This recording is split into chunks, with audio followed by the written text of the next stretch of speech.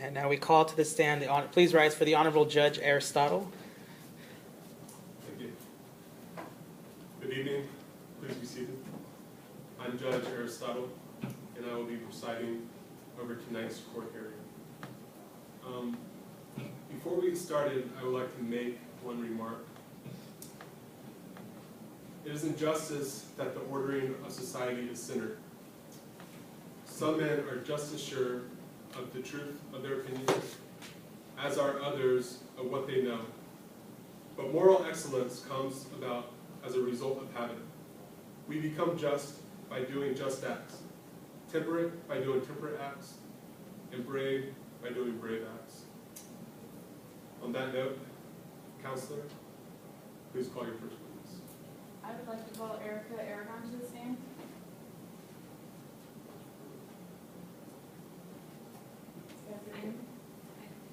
Please state and explain your occupation. My name's Erica. I'm an outside sales representative for Pfizer. We're a drug company, and I mainly work on the Lipitor side. My job is to make sure that all the primary care doctors in my territory are aware of Lipitor and they understand how it can potentially benefit some of their patients. So what is your relationship with Dr. Garcia? I've known Dr. Garcia for about 3 years since they changed my territory and moved over there.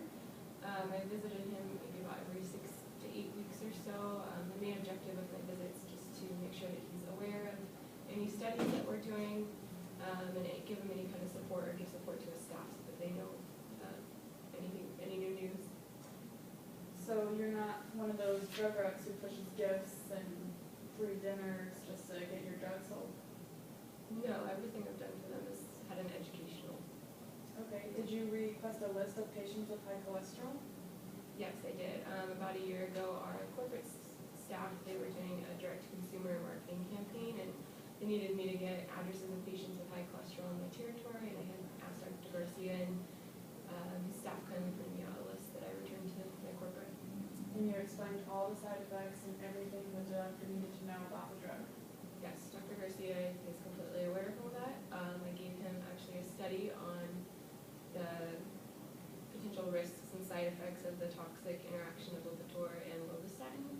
This is a copy of the study that I gave to him about a year ago in his office, May 2012.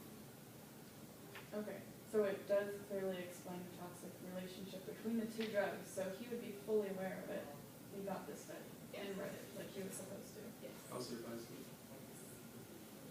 And I think that's all the questions I have for this witness, Your Honor. Can we sit down? Counselor, please call your next witness.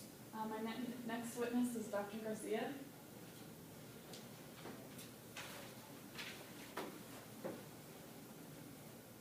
Please state your occupation. Family physician. And what is your relationship with Erica? She's the drug rep that's assigned to my office, so she'll come by and bring me materials and whatnot on any new up-and-coming drugs. Okay. Does she bring you like gifts and She's been known to bring just like sweets and, if she comes in the morning, she'll bring donuts and whatnot, so little trinkets here and there. It's nothing too extreme? Nothing that I would call extreme. In the preliminary hearing, you said something about a golf course trip. Well, that was it was an educational trip because it was a conference that was being held, so she kindly invited me to come with because it was more of a educational conference talking about new drugs and new ways that we can bring them into our family practice and whatnot. So as long as you throw the word educational in there, it's okay? I thought that was the main purpose for my going. So the gifts don't cloud your judgment at all when you're prescribing drugs to your patients? No, not at all. You have to choose between 2 good drugs and one drug rep is giving you all these gifts and the other one not so much. It has no influence. No, I believe that I'm still very impartial to any kind of gifts or anything like that. Okay. Did Erica request a list of patients with high cholesterol? Yeah, about a year ago she did. Are you aware of the HIPAA policy? Yes. And you're aware that if you don't ask the patient's permission, you're breaching the law? Well, I figured since it was for the greater good and it would benefit them, that's why I printed the list out and handed it to her. Well, if I were your patient And if it were for my greater good, I would give you permission. So why didn't you just ask permission in the first place and not breach the rule that you know you were breaching? Because it's so many patients, I just figured it was easier just to print it and send it to her and I would get to them eventually. Okay, well, how do you think Erica did on informing you of all the side effects? She gave me a pamphlet. Did you And she- go over that? Mm-hmm. Did you go over all the side effects with other drugs such as lovastatin? Yes. Were you aware that your patient was taking lovastatin when you prescribed Lipitor? Normally my nurses are the ones who usually take care of that because I just go into, they come in, tell me what's wrong, and I just prescribe them that. So I usually leave it up to the nurses to. But you're the doctor, so the final call is really yours to make when prescribing medication. I That's why usually, you're in that school, right? yeah, but I usually like to delegate in my office, so I prefer to, give everyone equal ground. Okay, so do you take responsibility for your unethical decisions of giving all your patients information, not asking them, which caused to a toxic reaction and almost death? I still feel it was for their greater benefit. I mean, I'm sure I should have looked into it a little more, but, maybe, yeah, it could have been done a little better. No further questions. Dr. Garcia, you can step down.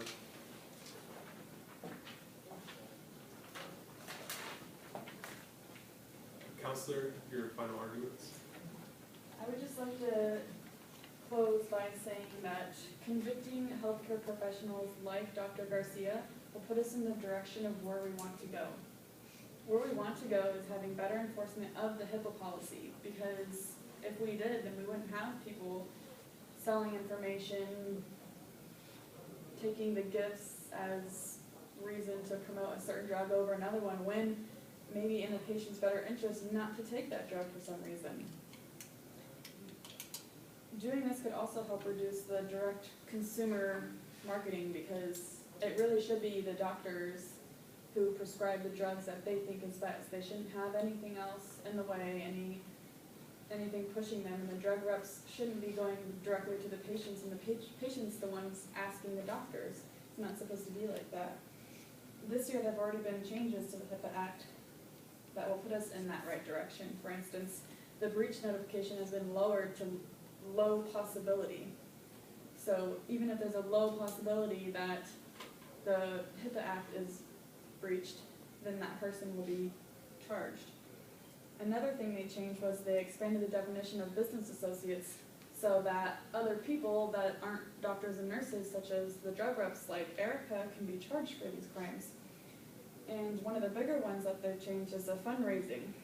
It sets new limits on how information can be used and disclosed for marketing and fundraising purposes, and prohibits the sale of health information without permission. So, Erica can go up to the Dr. Garcia and ask him for that list of information. He needs to go through the proper channels of getting permission and whatnot.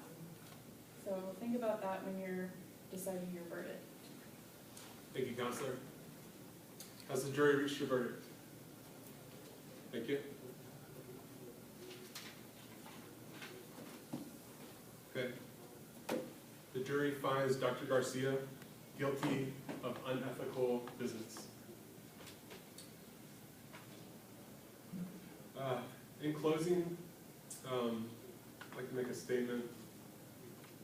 All human actions have one or more of these 7 causes: chance, nature, compulsions, habit, reason, passion, and desire. Which one of these, Dr. Garcia, caused you to go against the Hippocratic oath that you pledged at the conception of your career?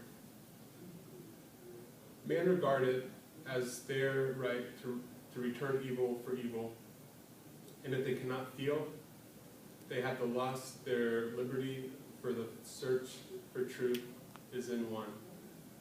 Thank you. That concludes our trial.